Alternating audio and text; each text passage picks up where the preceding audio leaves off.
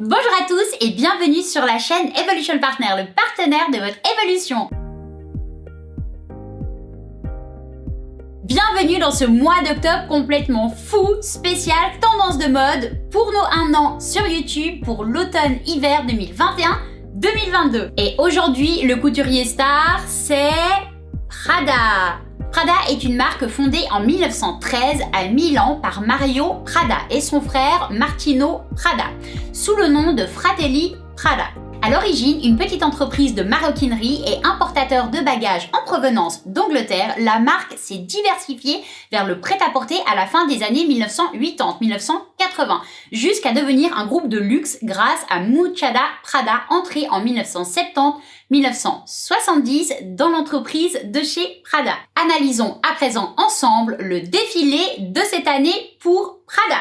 L'optimisme gagne du terrain. Muchada Prada et Raf Simons embrassent la facilité et l'opulence pour un monde qui s'ouvre à nouveau. Cela faisait effectivement 1 an et quelques jours que le premier cas de Covid a été détecté en Italie. La semaine de la mode alors battait son plein à Milan, lorsque l'épidémie s'est déclarée dans la région de Lombardie. Avec le recul, en sachant maintenant ce que nous ne savions pas à l'époque, on constate que l'on s'est beaucoup lamenté, mais sans doute pas assez laver les mains. En tout cas, c'est ce qu'on dit chez Prada.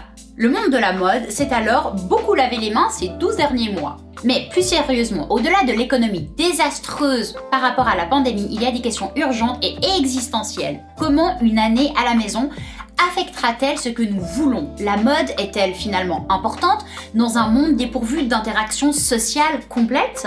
Il y a maintenant 2 brillants esprits de la mode chez Prada. Raf Simons ayant rejoint Muchada Prada en tant que co-directeur créatif lors de cette fameuse semaine fatidique il y a tout juste 1 an. Il n'y a donc guère de meilleur endroit aujourd'hui pour chercher des réponses. Comme l'a dit le réalisateur Lee Daniels dans un questionnaire en ligne après le spectacle, Muchada Prada prend cette merde très au sérieux, alors que Daniels lui-même a engagé Prada pour concevoir les costumes dans son nouveau film The United States contre Billie Holiday.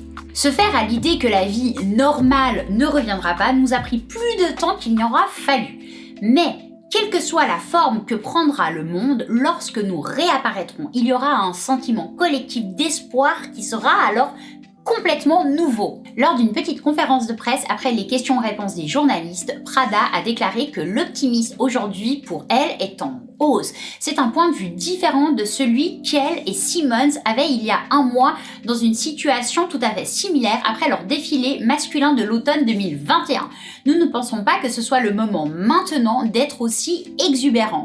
Vous pouvez mettre ce changement d'état d'esprit au crédit des vaccins, de l'inévitable éclaircissement des humeurs à la fin de l'hiver et au début du printemps, ou des plaisirs que Prada et Simons trouvent alors dans leur collaboration aujourd'hui. Cela semble naturel, a déclaré Simons à propos de leur partenariat aujourd'hui, et rajoutait en même temps, bien sûr, c'est un défi, mais je ne m'y attendais pas, et je voulais qu'il en soit ainsi. Sinon, je ne serais pas venue. Ensemble, ces facteurs ont donné naissance à une collection dotée du sens alléchant du glamour.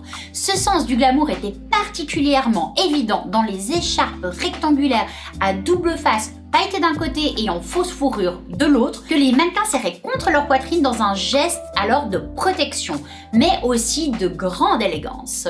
L'une de ces écharpes était portée sur une robe noire assortie en paillettes, elle-même superposée au tricot jacquard, seconde peau qui figurait dans un nombre de looks incalculables. En approuvant ces tricots fondamentaux, la collection était une vitrine de la façon dont la pandémie change le monde. La facilité est le revers de l'élégance.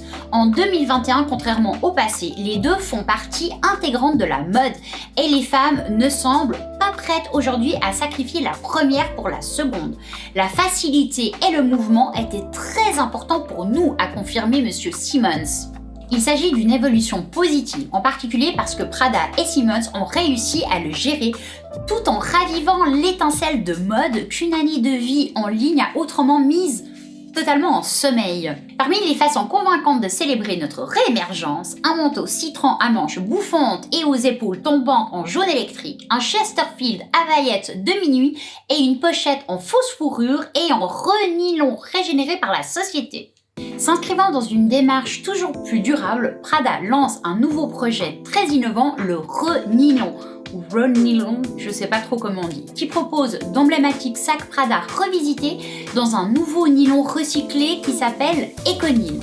Pour représenter les processus de pointe qui sous-entendent l'initiative Renilon National Geographic, le storytelling partner de Prada a créé une série de courtes vidéos What We Carry. Cette série de courts-métrages raconte alors les objectifs, les intentions et la réalité de Prada Renilon et présente en toute transparence la chaîne d'approvisionnement de ces projets totalement uniques. Elle entraîne les téléspectateurs dans un voyage remarquable à travers tous les continents du monde, de l'Afrique à l'Amérique, en passant par l'Asie et l'Océanie, et révèle le fonctionnement interne de cette entreprise, encore une fois totalement unique. Alors vraiment, rendez-vous sur leur site internet pour découvrir ce projet complètement fou et juste exceptionnel. Je vous conseille vraiment d'aller regarder cette série de mini-vidéos. Vous allez apprendre plein de choses et de plus, elles sont tout simplement magnifiques. Et maintenant, il est venu le temps pour moi de vous dévoiler mon coup de cœur de chez Prada pour leur collection de cet automne-hiver.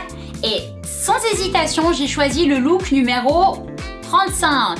Subliment porté par Kadou Charrier, je crois que c'est comme ça qu'on dit, une jeune mannequin sénégalaise. Ce look est sobre tout en étant foufou, chic et survitaminé tout en couleur, ce manteau long dans cette très belle nuance de bleu glacial qui finit avec ses bottines compensées à talons uniques et à bourron tout en strass avec ce sac Prada Signaux en cuir nappa matassé de couleur violette. Et finalement, j'adore dans ce look ces gants en cuir nappa brillant, l'une des gants elle-même argumentée d'une petite pochette zippée, ornée du logo en métal émaillé et inspirée du triangle iconique qui apporte une touche moderne selon Prada, mais qui est surtout super pratique.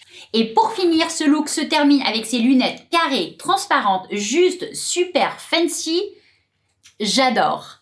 Et comme chaque jour, pour toujours rester dans l'inspiration du défilé que je viens de vous présenter, donc aujourd'hui Prada, j'ai choisi aujourd'hui ce petit look très 60s avec des motifs un petit peu psychédéliques parce qu'il y en avait vraiment mais tout plein chez Prada cette année. Et pour une fois, ce look ne sort pas de mes garde-robes vieilles des années précédentes. Non, c'est un joli petit pull que je viens d'acheter chez Primark.